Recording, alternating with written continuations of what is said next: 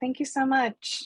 And thanks, Michaela and Don, for setting the stage so well for what we're going to talk about here. So, hi everyone, I'm Lynn Coles. I'm the Director of Data Research and Teaching Services at Princeton University Library. And I want to start us off. We're gonna pass the baton back and forth, Esme and I. But I'd like to start us off by talking about the Princeton Research Data Service, or the wind back to the beginning of where we are in our data management lifecycle journey. So the Princeton Research Data Service was founded in 2019 as a partnership between the library, our Dean for Research office, and our Office of Information Technology, or Campus IT. And we were charged with taking a whole lifecycle approach to providing support and services around data management and open data, fair data, for researchers from any discipline at Princeton. All right, so that's kind of our origin story. I came to Princeton as the founding director of this service.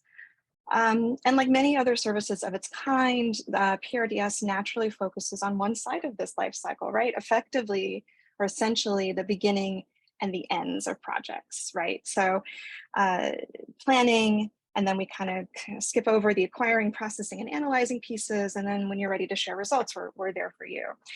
And this is actually in line with our campus partners, particularly in the Office of Sponsored Research, which is part of our Dean for Research office, who also work with researchers on the beginnings and endings of projects, with funders in general who have kind of a gatekeeping function in terms of requiring certain things, even for the application to get grant funding.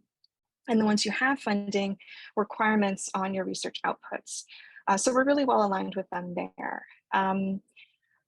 We are also really interested in ensuring the long-term value of the research data created by Princeton researchers. And as Michaela and Don talked about how many repositories are out there, there's about, well, if you go to Re3 Data's registry, there's a little over 2,000 data repositories out there.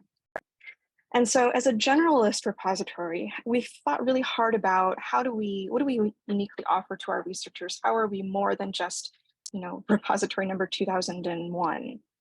And one of the clear needs that we saw, and many of you are probably in the same boat, is support for large data. So we started really leaning into that and thinking through how can we support our researchers as they engage with large, complex data sets that they want to be able to make fair. I'll mention too that we also, again, work with researchers at the beginnings of their projects using DMP tool, so sort of on the planning side. Sorry. So sticking with the data sharing piece, though, it turns out that if you wait until the very end of a project before preparing your data for publication, then it's hard. And so, we'd have, in the data management plans and data sharing plans, researchers often commit to sharing data by publishing it in a repository. They're often interested in doing it for other reasons as well. And we've had several cases where researchers have come to us to publish, especially, again, large data, and then they'll disappear for a few weeks, right? So we talk with them, we're like, okay, here's what you can do, here's the kinds of metadata, here's what a README should look like, here's what we need. They go off, couple weeks pass, couple more weeks pass, we might nudge them to say, how's it going? And then they'll come back and say, wow, that was a lot harder than I thought it would be. And so if we're really going to help our researchers produce shareable research data sets, we need to engage with them here in the middle too, right, in the blue, ideally with tools and services. All right, so that's the PRDS side. Meanwhile, over in research computing, which is in the Office of Information Technology, in conversations with Kurt Hilligus, who's the director of research computing, it became really clear that they were facing some of the same kinds of issues and interests. There was alignment. They were also looking for ways that researchers could take better care of their data, at least in the sense of not piling more and more data into the enormous storage buckets that we provide. And what I'm showing you here is sort of a high-level landscape of what our data storage looks like on campus. This is probably also pretty familiar to some of you, not all of you. We've got on the left kind of centrally managed storage options through our campus of IT, through research computing, through the library. And then on the other side, we've got departmental servers. We've got the storage attached directly to instruments like microscopes. We've got, the faculty's own, laptops, workstations, and then we have the dreaded faculty bookshelf, or this is the, the storage under the desk that we really want to try to get away with having. And so in talking with Kurt, we realized that we actually had we had independent but common and aligned needs if we could just work together to solve them together. And so, on the one hand, we had this steadily increasing demand on them for research storage. We had a shared value in wanting to ensure the long-term value of the research data. And so we started talking together with a huge group of people, and I'll come to that later, to align this together into what became TigerData. So about 18 months later, we put in a proposal. It was generously funded by our provost to provide Princeton's campus with the next generation of research data storage that is performant and functional, able to be updated agilely, but not just the hardware, also the management tools and services designed to create a community of practice. And we're taking not just a life cycle approach, but also a kind of ecosystem approach. So what this is going to look like, we're just in the beginning stages of this now, is having a set of different kinds of storage buckets, running from hot to cold, different tiers, connected together, and then wrapped in a kind of middleware, a set of data management tools or presentation layer. And this is complemented by, in the same team, in the same service, having data management services that provide training and consultations to data managers. Oh, let me mention that all the data that's going to be in TigerData has to have a data manager. It's one of the things that we ask for as data gets ingested, or there's an application to have data in TigerData. And so when we have a new data manager identified, we can reach out to them and say, hello, new data manager friend, let me help you, do good things with the tools that we provide for you. We have metadata governance, and we have a core set of metadata, mostly discovery metadata, but a little bit more than that we collect at the beginnings of projects to help kind of, again, work with researchers through the whole life cycle. So if we go back to the life cycle, what I have on the right here is just a quick sketch that I drew to show how TigerData and our existing services, our existing data repository, combine to address the entire research life cycle. And so I really want to stress how key partnerships are to this project. This is a close collaboration between research computing and the library, but it's not just a partnership with our campus colleagues in research computing and in the Office of Sponsored Research, but also our colleagues in library IT. And that's where I turn things over to Esme.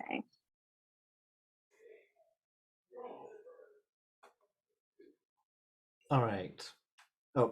So I want to talk about why library IT is involved in this project, because at first glance, this looks like a campus IT project that doesn't have a lot to do with sort of our normal work. And I will say, looking at this project and thinking about the tools that the project was planning on using, like presentation layers, these sort of middleware platforms that aggregate storage and provide management interfaces, they need to be integrated with a lot of different systems. Access control is a thing that they have support for, but there's a lot of other things like requesting systems, grant management systems, Globus for data transfer, ORCID for some metadata, and ultimately a lot of this data is going to become data sets that come into our research data repository. So these presentation layers have integration possibilities, they have APIs, but it definitely means that custom code needs to be written to integrate all of these things. And they really don't have the kind of usability that we think they would need to be able to turn loose all of our users on campus and expect good results.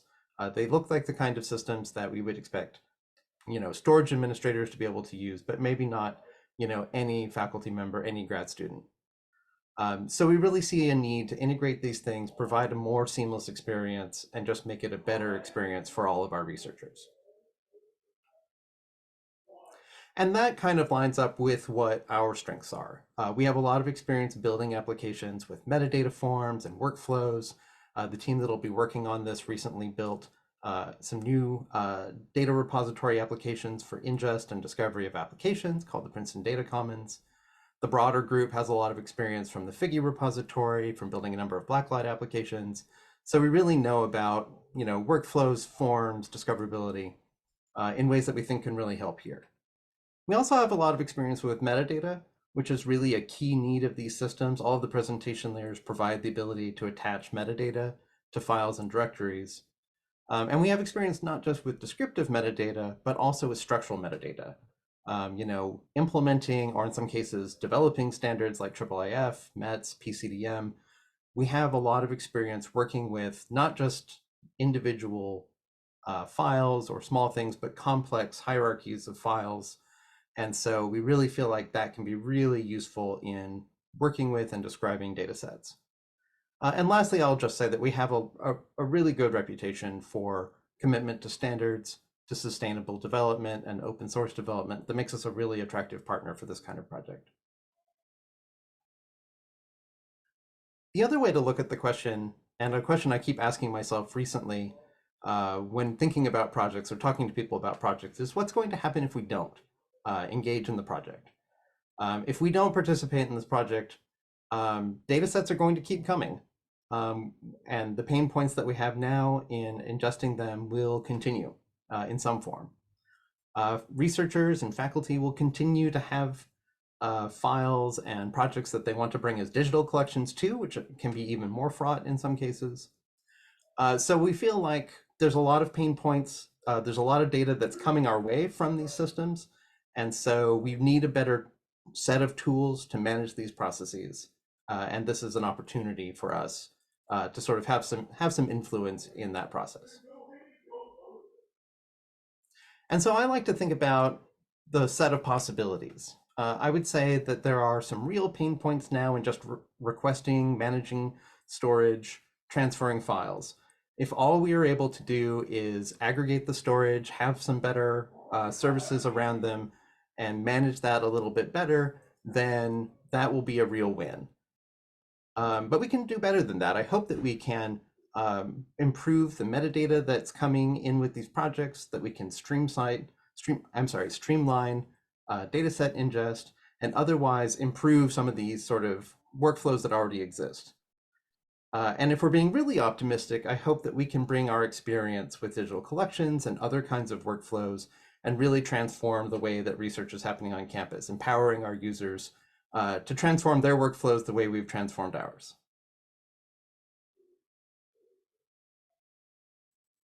And so I mentioned before that this has been a big project. I want to acknowledge that it absolutely is a team effort and a campus-wide project. We've had about 30 people involved over the last 18 months or so, involved in the planning. About 30 different people drawn from about 12 different units on campus. So I'm gonna make sure that you see all their names. It's a lot of conversations and all over Zoom, I'll add. And I will also just say that some of the team that are working on this are in the audience right now, and I'm really excited about the group that we have put together. Some of these folks have been working on the project for quite some time. Some of them are just starting on the project now, and some of them will be pulled in a little bit later, especially on the operations side. We think it's a really strong team, and we're really excited about what we're going to be able to accomplish.